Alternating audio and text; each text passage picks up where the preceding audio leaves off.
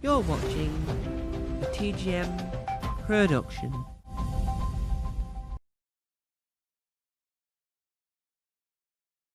Hello, welcome to Competition Reality Show.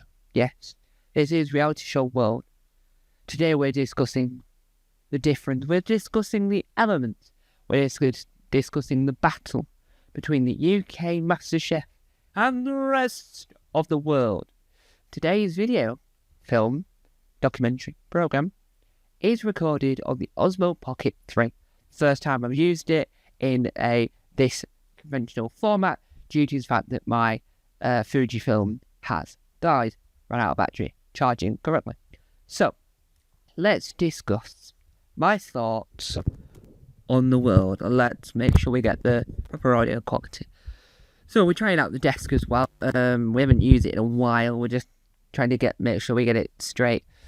So MasterChef UK is an interesting program as of late, but we're not going to talk about any controversy, any issues, no presenters apart from Lloyd Grossman, because I am directly referring to the UK version as a whole, the original format and the new format mixed with the world's format. So, let's discuss.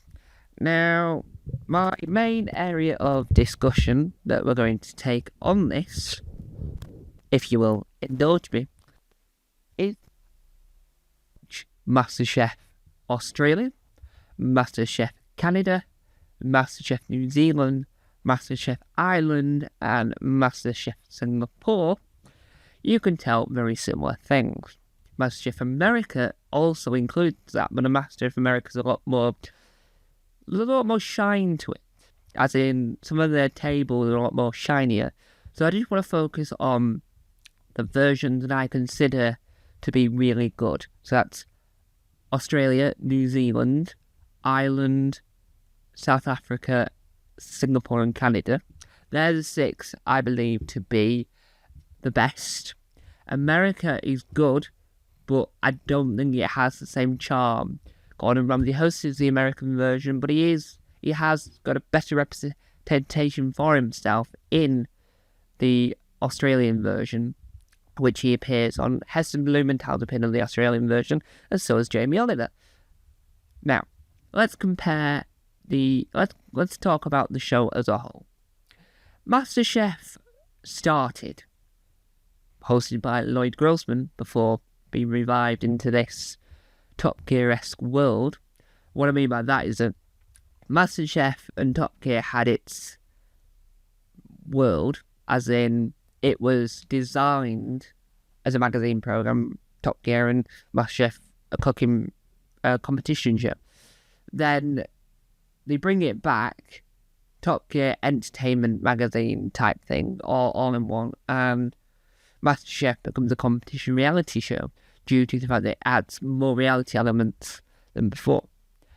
Then Benji, the company that owns the format rights to MasterChef, I think, sold it around the world and made it more popular than it is. So W, which was Watch, then W, now U and W, which is in the UK TV Now U family, which is BBC Studios, air every other version. So when you watch the UK version, you have each episode of the first batch, you have different contestants trying to battle it out to be in the quarter, semi, and finals. Now, that's fine. That's not that fine. That's fine if you like that type of show where that is the case. But for me, having been an avid fan of the Australian version, you then discover that isn't great. So I watched MasterChef a good few years ago. I've also watched the first episode of the recent series for things you already know. But what I discover when watching MasterChef UK is that the world has got it so right, but yet we haven't decided, we haven't gone, hang on, we need to improve the format based on this information. And that's what's weird about it, is that no one goes, hang on a second, we need to adapt. And that's, in my opinion, quite it makes it just incredibly harder to sort of tell the tale of MasterChef and go, right, welcome to MasterChef, this is a show, blah, blah. And no other version has another dining room with a different set of chefs testing the food and giving the scores as well. That's more of a Great British Menu type format. So, let's talk about it. Australia is a good example because I've seen the most of it. I've seen more series of the Australian version than the others, but I've seen the others. And what we're going to discuss is the opening format and the overall improvement that it makes when trying to compare it to the others. We haven't got all the time in the world because, well, we might do. I don't know how long that camera goes for because normal cameras go for like half an hour or something. So, when you watch the first episode of a brand new series of MasterChef Australia, you get all your contestants, right, mostly, all your contestants walk through the door. In recent years, they've already been chosen, but in the early stages, it was auditions, and you watch a few weeks of auditions, and then you go into the competition. That didn't work. That worked for me, but it did leave it to be episodes. So I think the format, people went, we need to cut this down to about 40 episodes, so let's do that. Let's show a montage of some auditioning, so we're filming. So they show an audition sort of format, but they show highlight reels whilst they're talking about the contestants. And I think that's what really works. So you see all the contestants, and you have all these cues, these like cooking areas all laid out, right?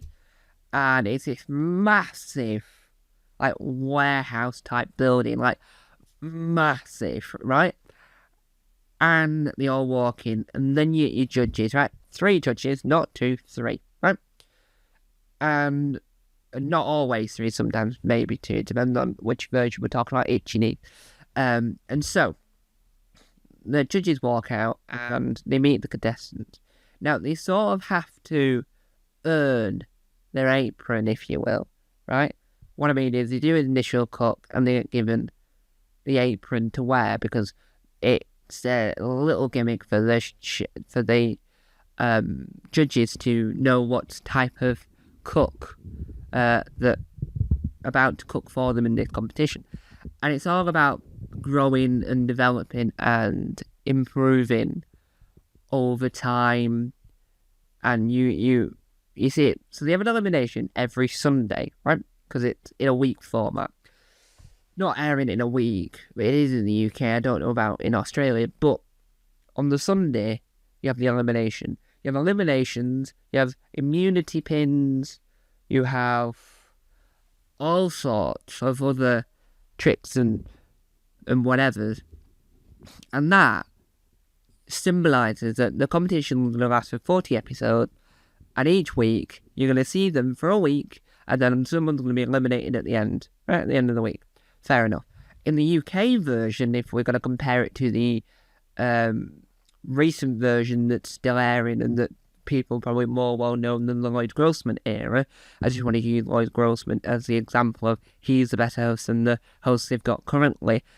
Well, who they've got for this series. And I didn't want to use the current host in the thumbnail because I wasn't going to talk about that. So, ignoring Lloyd Grossman's tenure for now, when you see the chefs, only 2, I think it's 2, get through to the semi-finals in the first episode, and then the next, so the semi-finals, none of the contestants know each other. In MasterChef Australia, they all live in a house, right? Offsides from cooking on the show, they live in a house together, right? They live in this space. And so all the contestants know each other, support each other, and it makes more of a friendly environment rather than we're only here to compete type thing. It makes it more of they're here as family, they're here as friends, they're here as this MasterChef, and they end up supporting each other after the show's ended as well. And I think that adapts to the contestants' livelihoods after the show, and it makes it more interesting. When you compare that to New Zealand and Singapore and Ireland and Canada and probably Malaysia, I don't know if there's a Malaysia, but South Africa, they all adapt the Australian format. So the rest of the world has this Australian... And if you watch the YouTube channel, MasterChef World, created by the official people that own the official franchise of MasterChef, which is where the inspiration for Taskmaster World, Gogglebox World, and Reality Show World came from, because I thought, I really want to do that for Taskmaster, and then obviously Taskmaster World developed into what it's become, and it will return. Don't you for today. So when you watch it, you can see the stark contrast to the world being this orange, vibrant, sort of family, more dramatic, more mystery boxes, more only you can only cook with certain ingredients, service challenges, all this immenseness. America does it in its own reality bubble where it's like, but the Australian version does it in a how you would watch a reality show in the UK. But when you watch MasterChef UK, you sort of just feel discombobulated. You sort of feel discontent. You don't feel that it's connected very well. You don't feel that it works as well as you would hope. And I think that's the downside to the UK version. So in this competition, in this video, film, whatever you want to call it, I'm trying to compare the two. The word versus is just because I thought MasterChef UK versus the world sounded like a good title. But really it's just discussing that the UK version doesn't even pale in comparison to what it became. Even though the UK originated the format and the show, the way the world adapted it, it's just made it mega. And I, personally, don't watch the UK version anymore. The food doesn't look as great as it does, but it might be just because it's like a white environment and it's like a white light and it's more bright in a sense of harsh bright rather than soft bright like the light we've got currently. So I think that what needs to be developed for the UK version is with the next iteration of the show, right? Because with all the controversy and all the issues that are occurring, I think they should stop the show for a year or two and reinvent the format so it's more like the world's version of MasterChef, so that we get new hosts, new set, new format. Keep Isla Fisher, I think that's what she's called, who played Charlotte Pollard in the Big Finish Doctor Who audio range.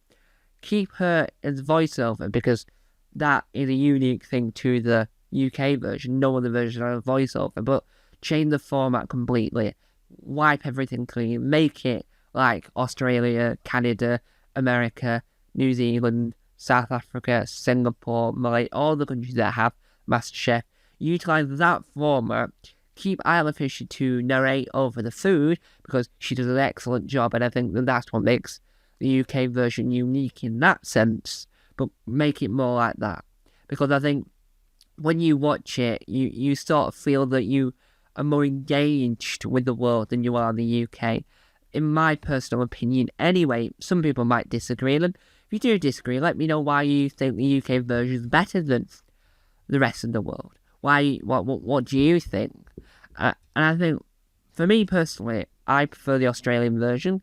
40 episodes might be a little bit too many, but you sort of get to know the contestants. And when they do Back to Wins or Fans vs. Favourites, you know Billy, you know Darsh, you know Julie Godwin. You know these people in the Australian version, because that's the one I've seen the most of, so I know the contestants. You know these people. You feel for these people. You know. You want them to do amazingly with their career outside of MasterChef. You want everything for them. And I think that it works really well. And in the UK version, I couldn't tell you a single winner, couldn't tell you a single contestant. And that's some of the contestants on the winners' faults. That's just the way the show is formatted. So, Personally, I think the world has won in this comparison, but really, I think the UK has its uniqueness, has its outside cooks who are previous winners coming back to taste the food. It has its... There's one person, and I can't think of a name, went on to do ITV's Cooking with the Stars. So you have got some success there. And Isla Fisher, do apologise if that's not her first name. And it really does annoy me that I'm not 100% sure on that one. So that's another day for another thing. It just, you can just sense why that's unique, but it just needs an injection of the world. And I'm not saying copy it directly. I mean, adapt it into a British sense, but just use like more elements from that. So the element I would say for definite, if you weren't going to change anything else, was have every contestant in that series in it from the get-go, in every episode. No, don't have different contestants each episode. Have the same contestant every episode, and at the end of the week, eliminate someone, right? So that's how I would do that, because it would work far better than the system they've got at the moment. But there we have it.